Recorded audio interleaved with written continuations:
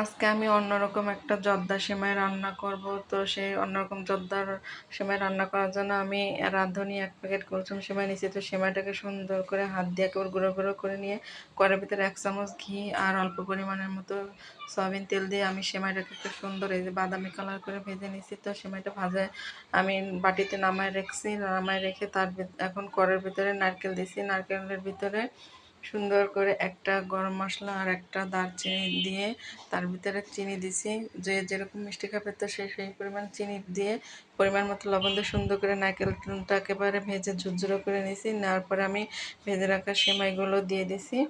তো ভেজে রাখা সেমাই দেওয়ার পরে উপর দিয়ে আমি করতেছি কি 1 প্যাকেট গুঁড়ো দুধ ছিটাই দিয়েছি। আর এই গুঁড়ো দুধটা দেওয়াতে এই জর্দা সেমাইটা অন্যরকম একটা টেস্ট আসে। তো আর দিয়ে দিলাম ভেজে রাখা বাদাম। তো আস্তে আস্তে করে লো জালে আমি এই জর্দা সেমাইটা তৈরি করছি। তো এই যে দেখেন, দেখতে একেবারে সুন্দর হয়েছে। আর এই